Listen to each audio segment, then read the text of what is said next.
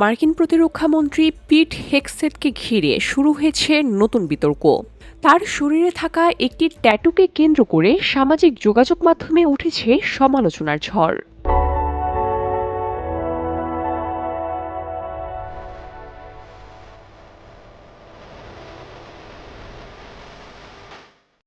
সম্প্রতি নিজের সামাজিক যোগাযোগ মাধ্যমে প্রকাশ করা একটি ছবিতে দেখা যায় তার হাতে আরবিতে লেখা রয়েছে কাফির শব্দটি।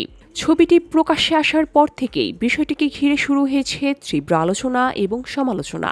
সমালোচকদের দাবি বিষয়টি শুধুমাত্র ব্যক্তিগত পছন্দ বা বিশ্বাসের মধ্যেই সীমাবদ্ধ নয়, বরং একজন উচ্চপদস্থ মার্কিন কর্মকর্তার শরীরে এমন শব্দের ট্যাটু মুসলিমদের জন্য অপমানজনক বার্তা বহন করতে পারে।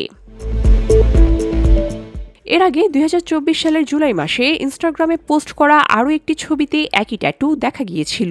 ইসলাম ধর্মে কাফির শব্দটি সাধারণত এমন ব্যক্তিকে বোঝাতে ব্যবহৃত হয় যিনি ধর্মে বিশ্বাস করেন না বা আল্লাহকে অস্বীকার করেন।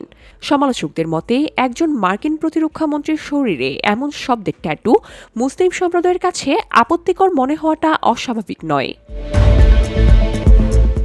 নিউ ইয়র্ক ভিত্তিক ফিলিস্তিনপন্থী কর্মী নেদ্দিন কিসওয়ান বলেন, এই শব্দটি অনেক সময় চরম ডানপন্থী ইসলাম বিদ্বেষীরা মুসলিমদের ব্যঙ্গ করতে ব্যবহার করে থাকে। তার মতে বিষয়টি শুধুমাত্র ব্যক্তিগত বিশ্বাসের নয়, বরং এটি সামরিক সিদ্ধান্ত, নজরদারি কার্যক্রম এবং কিংবা মুসলিম দেশগুলোকে লক্ষ্য করে যুক্তরাষ্ট্রের বিদেশী নীতি সম্পর্কেও প্রশ্ন তুলতে পারে।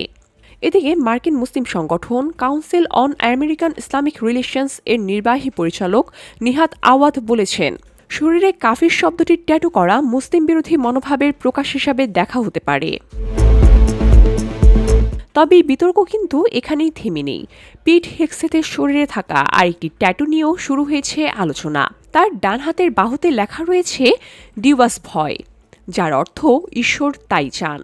এই শব্দযুগল মধ্যযুগীয় ক্রুসেডদের যুদ্ধের স্লোগান হিসাবে বেশ পরিচিত। তাছাড়া তার বুকে রয়েছে জেরুজালেমের ক্রস, যা ঐতিহাসিকভাবে ক্রুসেডদের প্রতীক হিসাবে ব্যবহৃত হয়েছে। VOD Bangla news desk.